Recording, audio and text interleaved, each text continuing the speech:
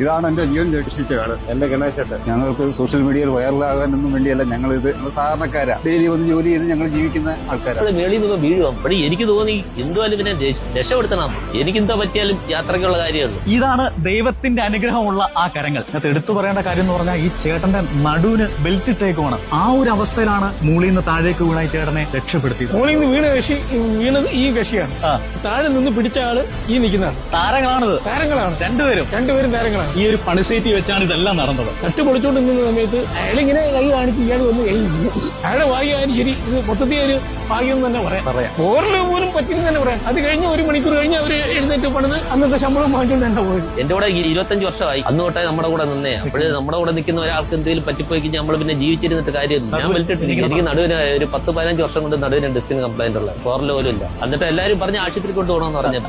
ഞാൻ ചോദിച്ചു എന്താ കാര്യം, നീ എന്റെ കയ്യെ കിടക്കുമ്പോഴത്തേക്ക് നീ എന്തിനാ ആശുപത്രി പോന്നെ? കുറെ നേരം പോയി അവിടെ റെസ്റ്റ് എടുത്തു, അത് കഴിഞ്ഞ് പണിക്കിറങ്ങി. കോൺട്രാക്ടറല്ല, ഞങ്ങൾ സുഹൃത്തുക്കൾ കൂടെ ഒരു കുടുംബം പോലാണ്.